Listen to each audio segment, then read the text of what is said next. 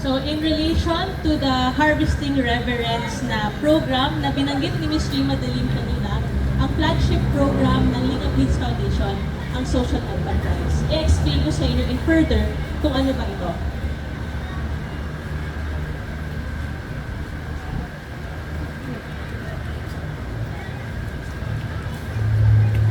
Ang Social Enterprise ay nakapokus sa Jackpot Rice. Ang Jackpot Rice, ang goal nito is a cycle of support for farmers. Bakit siya cycle of support for farmers? Dahil ang social enterprise ay isang programa that aims to uplift independent rice farmers encompassing small landowners, tenant farmers, and those from economically disadvantaged communities.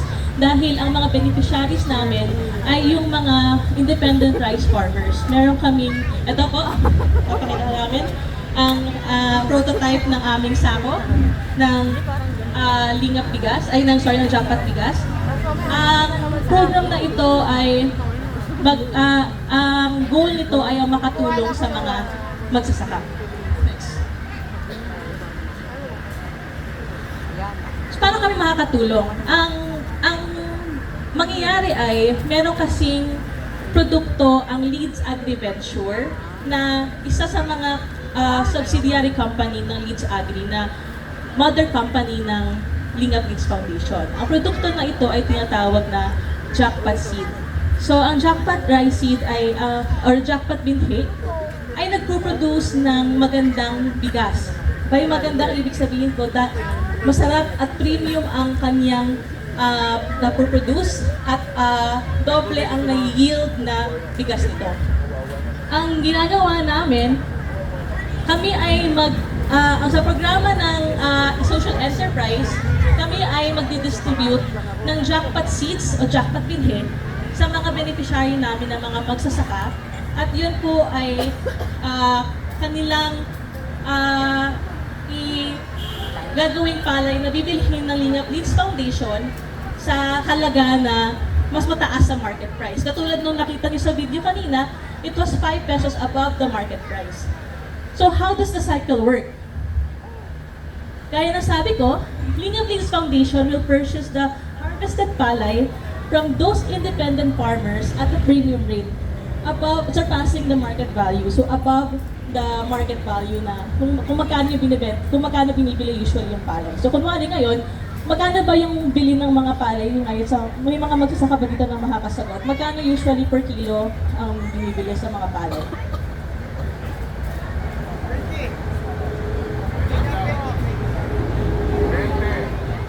Mga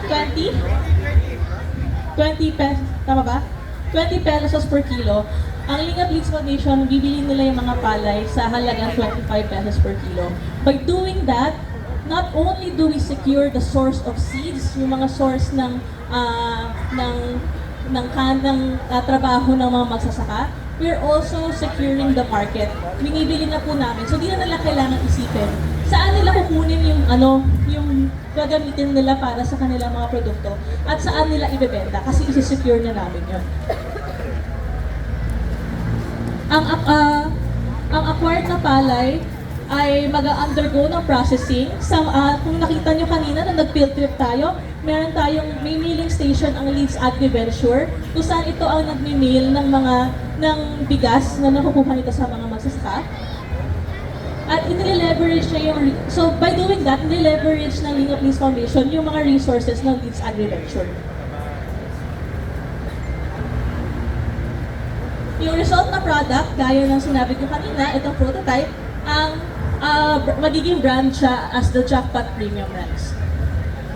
Ang plano namin ay ibenta ito sa mga partner organizations, sa mga institutions na pwede nilang gamitin na subsidiary sa mga employees nila yung bigas, at saka sa mga independent na restaurant owners na pwede nilang i-market yung mga kanin nila as pag binenta nila yung kanin nila, pwede nilang sabihin na nakakatulong kami sa mga magsasaka.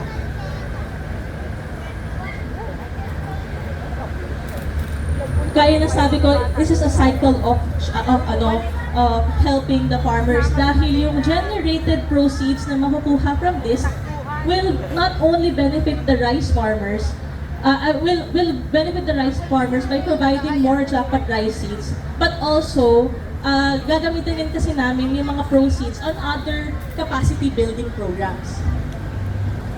Dahil nga, ang mga magsasaka, hindi na nila kailangan isipin yung saan nila kukunin yung seeds nila, at saka sino yung bibili, magkakaroon sila ng more time to think about other things, gaya ng health nila, magkakaroon sila ng more time to think to focus on their family, and also, sana, para ma-consider nila yung ibang capacity programs. And ang balak ng Lingap Leads Foundation ay mag-provide ng mga capacity programs for farmers. Through the social enterprise program, ang mga independent rice farmers natin will be empowered with fair prices and enhanced access to quality agricultural inputs. So this enables them to allocate more time to focus on their health, yun nga, gaya ng sabi ko, and spend quality time with their family. So guys, by purchasing the jackpot rice at I forgot to mention, we are selling it at market value. By selling it at market value, consumers and institutions actively participate in promoting the well-being and empowerment of local independent rice farmers. Because jackpot bigas is not just rice. It is a celebration of unity, resilience, and a brighter future for our farmers. Thank you very much. I hope you will support this program. Once again.